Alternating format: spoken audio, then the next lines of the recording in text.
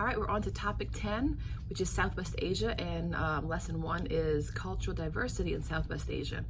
So it's important to know that all countries in Southwest Asia have a lot of religious diversity, and all of them also have a lot of people that are from more than one ethnic group. So what is an ethnic group? An ethnic group is a group of people who share distinct language, culture, and identity, and it can vary, but they also sometimes will belong to more than one, depending on where they live, their religion, all those kinds of things. But they tend to share the things like the language and culture, those types of things. So while Southwest Asians from different religious groups and ethnic groups often live peacefully side by side and have no issues, there's also been a lot of conflict in this region, and that's one of the big important things. And it gets very confusing, but we're going to kind of cover the basics. So the region has a long history and very, rich roots from all the different religions, but it's also been affected by the modern world, and that's a big problem for them. So most people in Southwest Asia are Muslim, okay, and so that's the people, right? But their religion is Islam. So while they all agree on certain core principles of Islam, many of them have different practices and beliefs, and so that kind of goes into how they were raised and what type of Muslim they are. So although Islam has the most followers in the region, most countries in Southwest Asia have quite a lot of different religious minorities. So there's actually 2 small countries that have non-Muslim religion minorities. So Cyprus is one example, and that's Cyprus. They're predominantly or mainly Christian, and Israel has a Jewish majority. So most of the Jews in the area have actually moved to Israel over time. So most people in the region of all of Southwest Asia are Muslim, right? But they have different varieties, or different. I'm sorry, not different varieties. Different. I guess varieties is the best word for it. Anyway, but they still all practice the 5 pillars of Islam. But beliefs and practice can vary. So Islam has those 2 main varieties, and that's the Shia, S-H-I-A, and the Sunni, S-U-N-N-I. Sunnis make up the majority, about 75% of Muslims around the world. And most Sunnis follow a very moderate tradition of the religion, and it's developed over centuries and does tolerate modern culture. So that's different from the other branches. So there are some Sunnis called I can't pronounce it properly, but it's Wahhabism.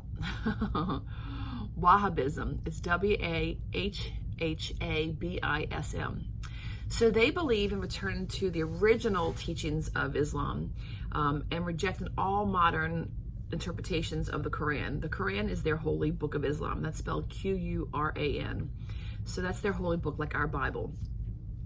The Wahhabism is a form of fundamentalism of their religion, and the fundamentalism just means that they have belief that the holy book should be taken literally, word for word, not any kind of interpretations. They also believe that the government should be based on the original teachings of Islam, so that the government and the religion go hand in hand.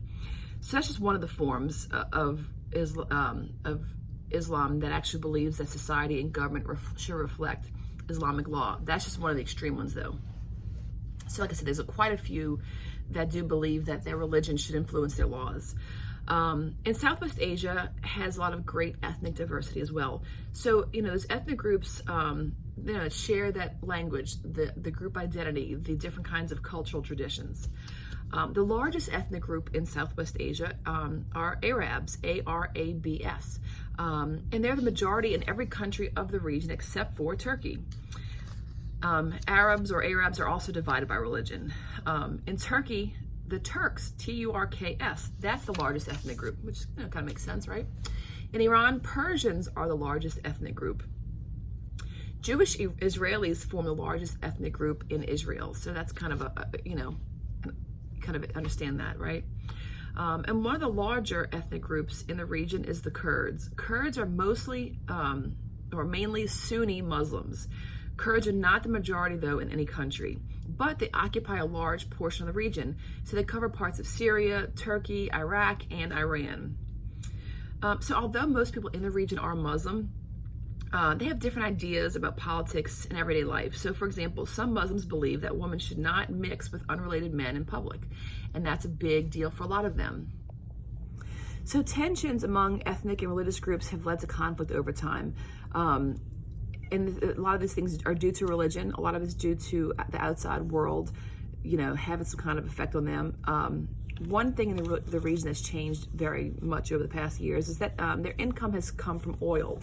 So that's been a big factor in how they've changed. So by people from outside looking to get oil from them, they've been exposed to Western and global culture. Modern Western or global culture appeals to a lot of people in the region, especially the younger people. And they start to adopt a lot of that global culture and kind of take on those practices of other places. In modern times, Southwest Asia has experienced a lot of cultural diffusion, or the spread of aspects from culture from one place to another, right? So different groups have reacted to the modern times or modern ideas in different ways. Christians and Jews have typically embraced the modern ways of the Western world. Even some moderate Muslims have embraced those ways. The conservatives, though, tend to stick to those old traditional types of values. Traditionally, women in the Arab world have to obey their men. So, for example, in Saudi Arabia, women can't travel without the permission of their husband or their father or some related male. And Muslim women are expected to cover their head and sometimes even their faces. And they're expected to wear concealing clothes. That's very conservative. They often will wear the hijab, which covers the head and the chest area. And again, it depends on the family and the region that they come from, how much coverings they'll wear. In Saudi Arabia, women are forbidden from riding bikes, from driving. Now, it has sort of changed in some places. So, there's some places like Iraq has started to get a little more freedom for women. They're able to work outside the home. They're able to have careers even. Some countries, they could even dress however they like. In Saudi Arabia, some women have started to pursue careers because of cultural diffusion. So the places that are nearby are kind of starting to allow that. So they've kind of started to slowly but surely kind of allow that. Women in Israel enjoy full civil rights. They can serve in the military. Women have served as prime minister, so big deals, right? Even their Supreme Court president was a woman. Most Israeli women work outside the home, and some even in executive positions. All right, that's it for topic 10, lesson 1.